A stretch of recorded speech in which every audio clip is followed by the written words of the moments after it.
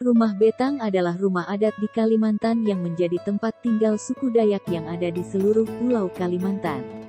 Lazimnya rumah betang dapat banyak dilihat di perkampungan suku Dayak yang berada di sekitar hulu sungai. Ciri khas dari rumah betang adalah bentuknya yang memanjang lebih dari 100 meter menggunakan struktur kayu. Suku Dayak menempatinya secara komunal, yang terdiri atas puluhan keluarga. Di Kalimantan Barat, rumah betang biasa disebut rumah panjang, rumah rada, atau rumah panjai. Di Kalimantan Tengah, ada yang menyebutnya lewu. Di Kalimantan Timur, ada yang menyebutnya lowu atau lamin. Di Kalimantan Utara, rumah betang dikenal dengan lamin atau baloy. Sedangkan di Kalimantan Selatan disebut balai. Rumah betang dari Kalimantan Tengah ini seperti panggung dengan kayu tinggi yang menopangnya dengan tujuan untuk menghindari banjir. Karena rumah ini sangat besar dan panjang, penghuninya dapat mencapai 150 orang. Pada suku Dayak tertentu, pembuatan rumah betang haruslah memenuhi beberapa persyaratan berikut, diantaranya pada hulunya haruslah searah dengan matahari terbit dan sebelah hilirnya ke arah matahari terbenam. Hal ini dianggap sebagai simbol dari kerja keras untuk bertahan hidup mulai dari matahari terbit hingga terbenam. Semua suku Dayak, terkecuali suku Dayak Punan yang hidup mengembara, pada mulanya berdiam dalam kebersamaan hidup secara komunal di rumah betang, rumah panjang, yang lazim disebut lowo, lamin, betang, dan lewu hante. Makna dan nilai rumah panjang, rumah betang bagi masyarakat Dayak tidak saja sekadar ungkapan legendaris kehidupan nenek moyang, melainkan juga suatu pernyataan secara utuh dan konkret tentang tata pamong desa, organisasi sosial serta sistem kemasyarakatan, sehingga tak pelak menjadi titik sentral kehidupan warganya.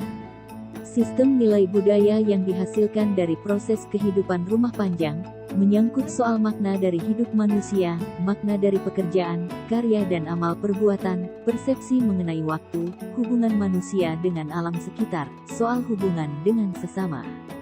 Dapat dikatakan bahwa rumah betang memberikan makna tersendiri bagi masyarakat Dayak. Rumah betang adalah pusat kebudayaan mereka karena di sanalah seluruh kegiatan dan segala proses kehidupan berjalan dari waktu ke waktu. Rumah betang memang bukan sebuah hunian mewah dengan aneka perabotan canggih seperti yang diidamkan oleh masyarakat modern saat ini. Rumah betang cukuplah dilukiskan sebagai sebuah hunian yang sederhana dengan perabotan seadanya. Namun, di balik kesederhanaan itu, rumah betang menyimpan sekian banyak makna dan syarat akan nilai-nilai kehidupan yang unggul. Tak dapat dimungkiri bahwa rumah telah menjadi simbol yang kukuh dari kehidupan komunal masyarakat Dayak. Dengan mendiami rumah betang dan menjalani segala proses kehidupan di tempat tersebut, masyarakat Dayak menunjukkan bahwa mereka juga memiliki naluri untuk selalu hidup bersama dan berdampingan dengan warga masyarakat lainnya. Mereka mencintai kedamaian dalam komunitas yang harmonis sehingga mereka berusaha keras untuk mempertahankan tradisi rumah betang ini. Kesadaran tersebut dilandasi oleh alam pikiran religio magis, yang menganggap bahwa setiap warga mempunyai nilai dan kedudukan serta hak hidup yang sama dalam lingkungan masyarakatnya. Selain sebagai tempat kediaman juga merupakan pusat segala kegiatan tradisional warga masyarakat.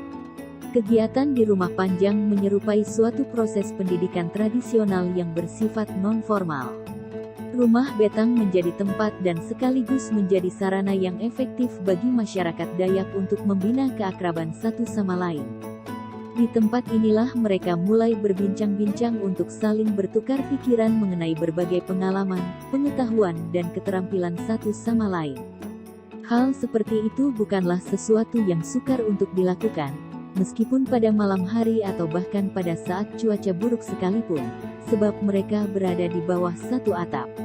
Demikianlah pengalaman, pengetahuan dan keterampilan diwariskan secara lisan kepada generasi penerus.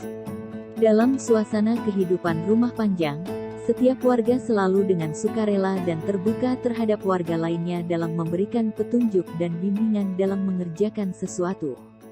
Kesempatan seperti itu juga terbuka bagi kelompok dari luar rumah panjang.